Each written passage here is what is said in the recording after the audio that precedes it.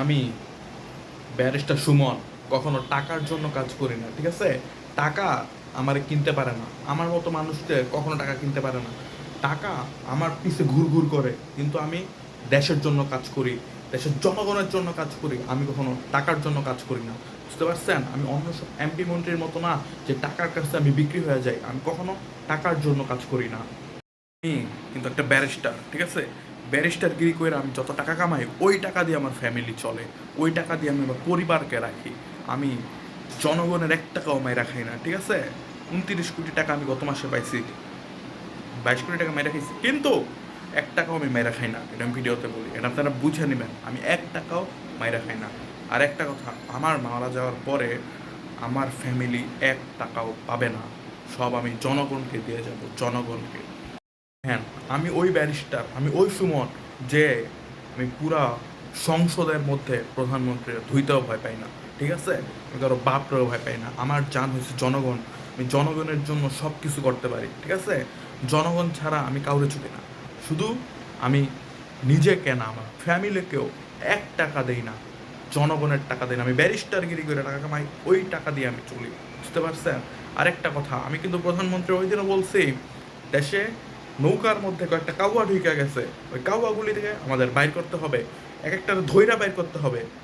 এরপরে আমি পা ধইরা মাপও চাইছি, কিন্তু কি করছি, ওই ভিডিও আমি ঠিকই আমার ফেসবুকে ছাড়ছি, বুঝতে পারছেন?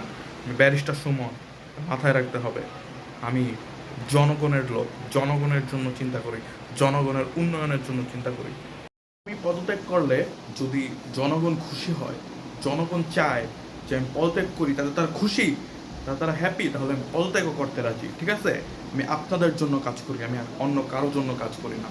আমি জনগণের সুমন, জনগণের ব্যারিস্টার, জনগণের ব্যারিস্টার সুমন, ঠিক আছে?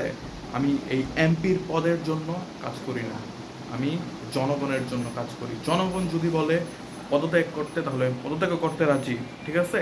কিন্তু আমি কখনো এই এমপির পদের লোভের জন্য কাজ করি না, এটা আপনাদের বুঝতে হবে, ঠিক আছে? আপনারা যদি যেদিন বলবেন আমি ওই দিনই আমি পদত্যাগ করতে রাজি।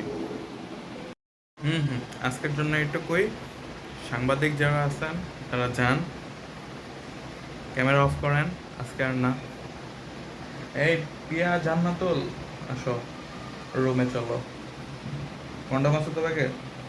চলো তাড়াতাড়ি, বাকি 2 রাউন্ড এখন খেলবো। এর আগে তো 5 সেকেন্ডে বাইরে হয়ে গেছে, এখন লম্বা খেলবো। চলো, 6 সেকেন্ড পর্যন্ত খেলবো।